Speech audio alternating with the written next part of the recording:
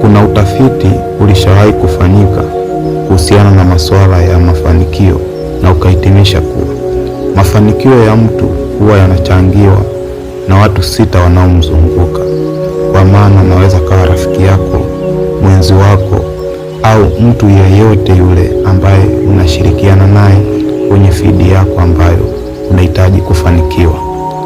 Kwa maana nyingine ni kwamba rafiki yako au mtu yoyote unayeshirikiana naye kwa ukaribu kwenye eneo ambalo unahitaji kufanikiwa anaweza kaonyesha kwamba je, unaweza ukafanikiwa au unaweza ukashindwa kufanikiwa.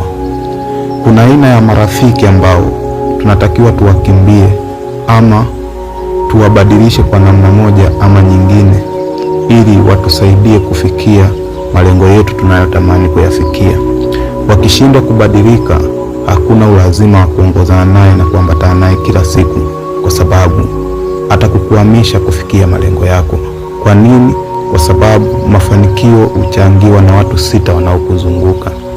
Na aina hii ya marafiki ni marafiki ambao hawaoni jema kwako, wanaona mabaya tu.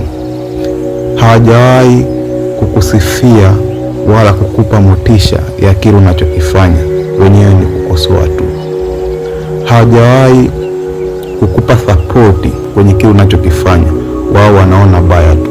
Aina ya marafiki hawa ukiwa nao ni lazima uwaambie wabadilike, na wakishindwa kubadilika, basi fanya namna uachane nao marafiki, kwa sababu kila mara watakuwa na kulisha sumu ambayo inakukatisha tamaa, sumu ambayo haikupi moyo wala haikuonyeshi direction ya kufanikiwa.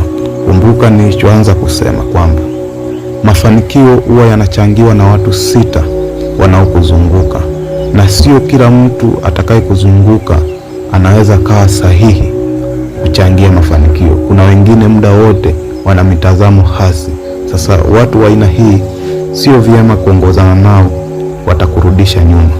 Leo ni jukumu lako kujichunguza wewe binafsi na kuangalia ni aina gani ya marafiki ambao uko nao, na je, hao marafiki ulionao wanaweza kuchangia kukufanikisha malengo yako au watakurudisha nyuma kulingana na tabia walizonazo.